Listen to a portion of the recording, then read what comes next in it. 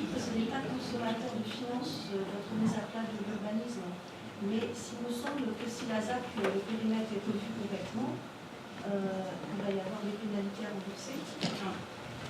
Alors, d'abord, je corrige un petit peu votre propos, je ne le revois pas complètement.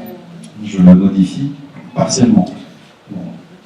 Il est évident que alors c'est pas le promoteur, le terme est un terme propre, mais l'entreprise qui a été choisie pour mener le projet et trouver justement les promoteurs et les constructeurs, la société Nexity, a construit un projet avec un équilibre économique qui repose sur 240 logements.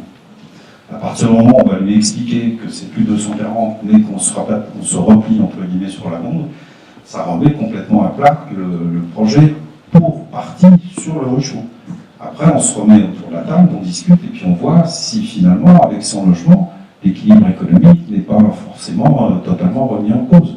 Alors, il y a des pénalités qui sont prévues.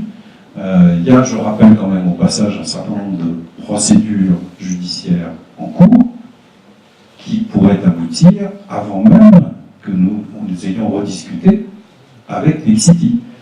Demain, le PLU et la ZAC peuvent être tout à fait annulés par une décision de justice. Il faut en être conscient. Donc là, ce n'est pas juste la remise en cause du ruchon, c'est tout qui tombe. Le PLU et la ZAC.